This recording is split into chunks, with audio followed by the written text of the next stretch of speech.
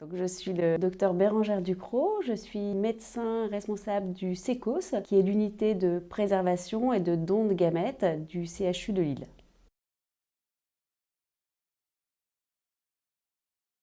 Alors on parle de préservation de fertilité ou même plus précisément de préservation du potentiel de fertilité quand on a un traitement qui risque d'altérer la fertilité, c'est-à-dire la possibilité derrière d'avoir des enfants biologiques avec ses propres gamètes, spermatozoïdes ou ovocytes.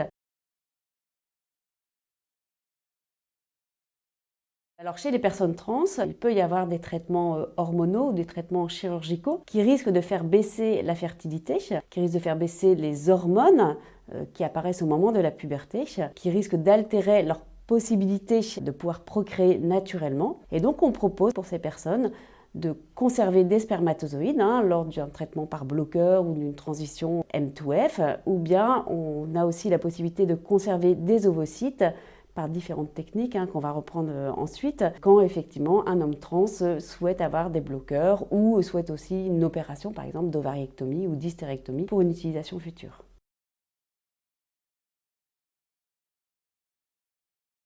En général, je reçois les personnes avant tout traitement pour discuter, pour donner l'information des techniques, des possibilités de préservation. Donc une première consultation d'information. Quelles sont les techniques que l'on peut proposer? Voilà comment on peut aussi utiliser les gamètes à l'avenir, aujourd'hui dans la loi actuelle et éventuellement dans le futur. On informe des possibilités, on informe des risques de baisse de fertilité et on informe du timing aussi, du délai dans lequel on pourra mettre en place ces techniques pour que la personne puisse prendre en pleine conscience sa décision de si elle souhaite ou pas préserver sa fertilité. Donc pour les femmes trans, donc pour lesquelles il va y avoir un traitement hormonal ou une chirurgie envisagée, on peut proposer une préservation de spermatozoïdes à partir de la puberté. Donc c'est-à-dire qu'on propose de recueillir des spermatozoïdes et ensuite de les congeler pour les utiliser dans le futur. Le traitement qui vise à bloquer l'hormone masculinisante qui apparaît au moment de la puberté, qui est la testostérone, ou les œstrogènes, la progestérone, enfin les hormones, vont faire baisser la testostérone qui, elle, a le potentiel de faire maturer et de produire des spermatozoïdes tout au long de la vie. Le fait de bloquer cette hormone, ça va bloquer la maturation et la production des spermatozoïdes. Et donc, en général, les femmes trans n'ont pas la volonté d'arrêter les traitements pour éventuellement avoir une grossesse naturelle ou faire une préservation future. Donc on propose, avant l'introduction du traitement, de congeler ces spermatozoïdes. Donc la personne est reçue, on signe un consentement comme quoi elle est d'accord pour congeler ces spermatozoïdes et ensuite elle fait un recueil par masturbation dans une de nos petites salles. Donc le sperme ensuite est examiné au microscope au niveau du laboratoire qui est sur place. C'est important que la personne puisse faire son recueil de sperme sur place parce que les spermatozoïdes n'aiment pas trop voyager, n'aiment pas trop le froid. Donc c'est vraiment de la salle de recueil directement au laboratoire pour l'examen. Et ensuite, on conditionne les spermatozoïdes dans des paillettes et des petits tubes comme ça, qu'on présente toujours aussi aux personnes qui viennent en consultation, qui sont bien identifiées au nom de la personne et qui sont ensuite plongées dans l'azote liquide et qui sont conservées sans limite de durée.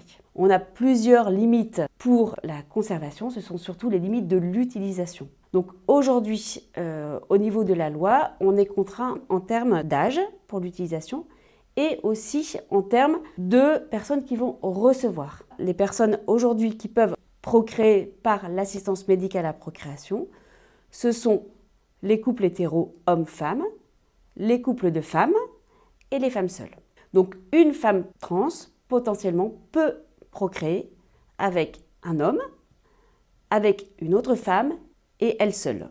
Par contre, la femme trans seule ne pourra pas finalement procréer. La gestation pour autrui, qui est la seule possibilité aujourd'hui pour une femme trans de pouvoir procréer sans conjoint ou conjointe, n'est pas autorisée en France et interdite dans la loi de manière explicite. Si la femme trans est en couple avec une femme, c'est finalement la seule possibilité que l'on a d'utilisation des spermatozoïdes. Si on a un couple donc de deux femmes, dont l'une des femmes et 6, donc un utérus et des ovaires, on aura la possibilité d'utiliser les spermatozoïdes pour faire des inséminations ou de la fécondation in vitro, qui sont deux techniques d'assistance médicale à la procréation pour la conjointe. Et donc l'enfant qui naîtra par les spermatozoïdes de la conjointe et les ovocytes de l'autre conjointe, ce sera reconnu comme l'enfant du couple de femmes. Et donc, il y a une filiation qui maintenant pourra être établie, comme la loi le précise.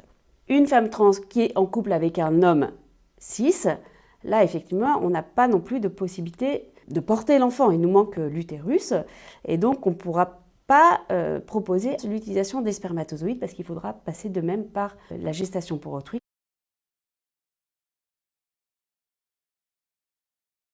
La testostérone ou les traitements de bloqueurs va mettre au repos les ovaires. Donc, c'est-à-dire qu'il n'y aura plus de possibilité de maturation des ovocytes qui apparaissent au moment de la puberté. Donc, on propose de pouvoir recueillir des ovocytes, de les congeler pour les utiliser dans le futur. Donc, ça, c'est le cycle naturel. C'est-à-dire qu'en cycle naturel, il y a un ovocyte qui est fabriqué tous les mois pour arriver à maturation et qui sort de l'ovaire au moment de l'ovulation. Alors ça, c'est l'anatomie. Un homme trans né avec un appareil génital féminin à la naissance, avec le vagin, l'utérus et les ovaires. Et donc, c'est de ces ovaires que sort l'ovocyte. On parle d'ovocyte et d'ovule, mais c'est exactement la même chose. L'ovocyte sort de la trompe utérine. Et donc, s'il y a des spermatozoïdes de manière naturelle qui sont présents au niveau du vagin, les spermatozoïdes peuvent faire le chemin pour atteindre l'ovule. Un embryon peut se former et arriver dans l'utérus pour qu'il y ait une grossesse qui se mette en route. Pour les hommes trans qui pourraient mettre en route un traitement par testostérone, on va avoir un blocage en fait de toute cette maturation. Et donc on va proposer, avant la mise en route du traitement ou au cours avec un arrêt temporaire de traitement ou une baisse, de pouvoir congeler les ovocytes à ce stade-là, au stade d'ovocytes matures. Qu'aujourd'hui, on a des techniques qui sont très performantes, qui nous permettent d'avoir une congélation qu'on pourra utiliser. On a à peu près 80-90% des ovocytes qui résistent à la congélation, décongélation. Mais on ne va pas proposer de congeler un ovocyte. On va proposer de congeler jusqu'à une dizaine, une quinzaine d'ovocytes. Et donc pour cela, il faut qu'on passe par une phase de stimulation ovarienne. Donc c'est-à-dire que pendant les 14 premiers jours du cycle, on va booster en hormones pour qu'il n'y ait pas un seul ovocyte. Et à ce moment-là, on va passer par une ponction d'ovocytes. La ponction d'ovocytes, ça peut être assez compliqué pour les hommes trans parce que comme les ovaires sont à l'intérieur du ventre, on est obligé de passer par un acte chirurgical, d'aller rechercher les ovocytes directement au niveau des ovaires. Et on pourrait passer donc par voie abdominale, par célioscopie, mais ça entraîne une anesthésie générale, des risques pour la personne. Donc la technique qui est le plus souvent proposée, c'est la technique de ponction endovaginale, c'est-à-dire qu'on va introduire une sonde d'échographie au niveau du vagin et on va aspirer à travers la paroi du vagin les ovocytes qui sont présents dans les ovaires. C'est quelque chose qui est tout à fait bien contrôlé, bien maîtrisé, parce que ce sont les mêmes techniques que l'on propose pour les personnes qui vont avoir une fécondation in vitro et ce sont des techniques qui existent depuis maintenant plus de 30 ans. Donc la personne est hospitalisée sur une demi-journée, elle arrive le matin à l'hôpital et c'est une séance de à peu près 20 minutes au bloc opératoire. La personne n'est pas complètement endormie, elle est plutôt un petit peu dans le gaz pour être détendue.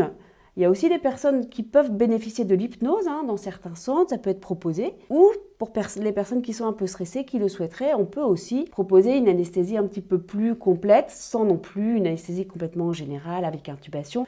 Ça permet d'avoir des suites opératoires qui sont très simples. La personne sort le midi de l'hôpital. Et derrière, on a vraiment des signes cliniques qui sont bien maîtrisés. Quelques petites douleurs dans le ventre, quelques saignements, mais qui sont souvent très bien tolérés.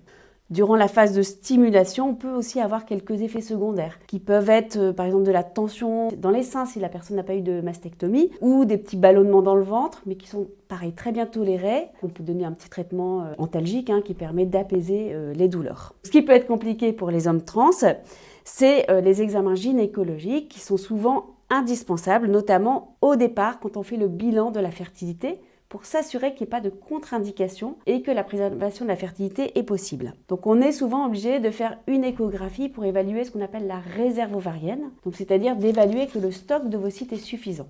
On peut essayer de faire une échographie par voie qu'on appelle abdominale, mais souvent on ne voit pas bien parce qu'on a l'épaisseur de la peau. Donc on est souvent obligé de passer par voie endovaginale. Évidemment, on prépare les personnes, on les accompagne, on peut éventuellement prescrire un petit traitement anxiolytique, mais il faut que la personne soit quand même OK, à même, d'accord pour réaliser des examens gynécologiques. Donc ça s'accompagne tout doucement. On a aussi des équipes de psychologues qui peuvent débriefer avant, pendant l'intervention. On peut proposer effectivement qu'il y ait cet accompagnement un peu plus serré au moment de la stimulation et de la ponction d'ovocytes pour que les personnes vivent ça sans non plus trop d'anxiété et qu'il n'y ait pas du tout de traumatisme. Et c'est vrai que les retours que l'on a des personnes qui souhaitent faire cette préservation sont surtout bons parce qu'on a pu réaliser cet accompagnement vraiment de proximité. Donc en général, un seul cycle de stimulation suffit. On peut être à même de proposer un deuxième cycle de stimulation si on n'a pas réussi à avoir suffisamment d'ovocytes. Mais ça, c'est vraiment à rediscuter avec la personne. Si la personne ne souhaite pas faire de deuxième cycle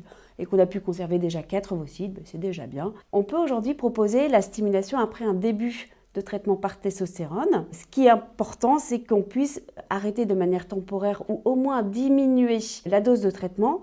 Parce que le fait d'avoir une stimulation ovarienne alors qu'on a un dosage sanguin de testostérone, ça peut créer des risques pour la personne.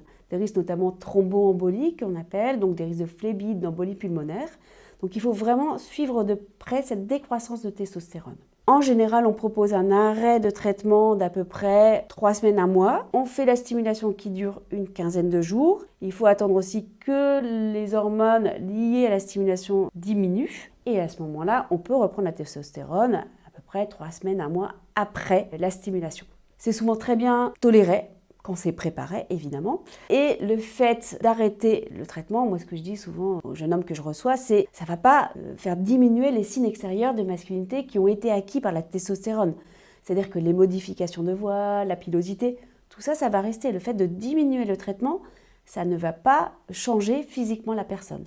Par contre, la testostérone, on sait que c'est une hormone qui booste un petit peu, et donc le fait de baisser la testostérone, ça peut créer un petit peu de fatigue, de sensations un peu dépressives. Voilà, c'est des choses qu'il faut accompagner. Et c'est aussi pour ça qu'on se dit qu'on pourrait ne pas complètement arrêter la testostérone, mais garder un petit filet de testostérone pour pas que non plus la personne soit en manque, entre guillemets.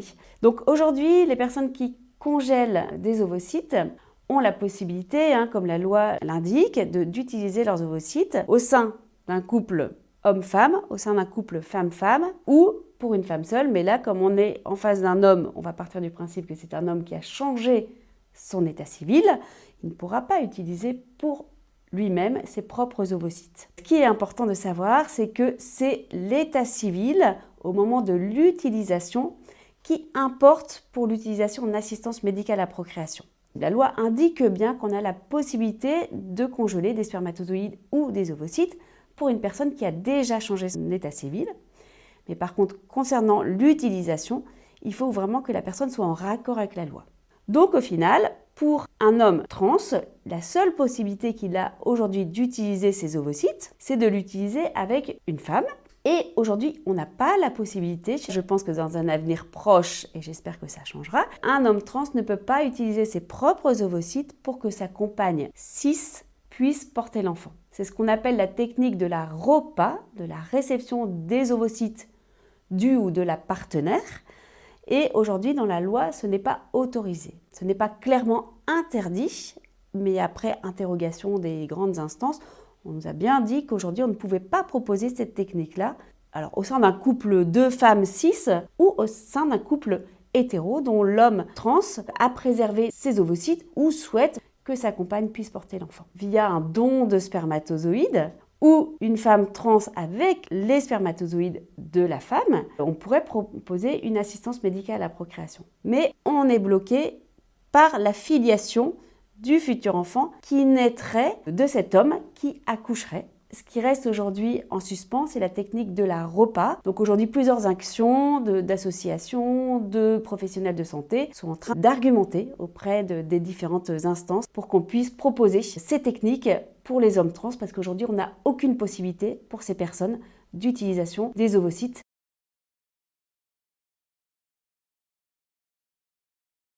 J'ai commencé à travailler sur la question de la transidentité et de la préservation de fertilité dans mon milieu professionnel. En 2013, quand j'ai repris la responsabilité du SECOS de Lille, j'ai pu entendre les questions de préservation de fertilité qui n'étaient pas autorisées à l'époque par la Fédération des sécos, parce qu'on partait du principe que la personne qui congelait ne pouvait pas utiliser.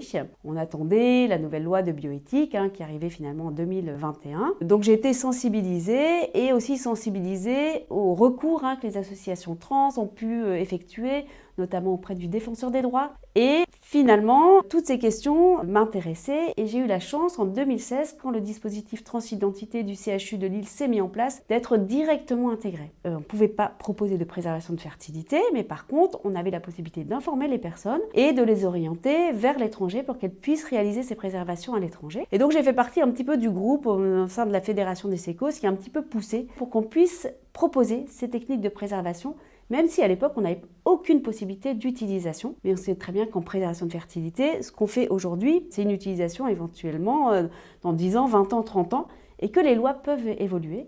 Et donc c'est comme ça qu'on a pu fédérer les sécos pour proposer ces techniques de préservation de fertilité.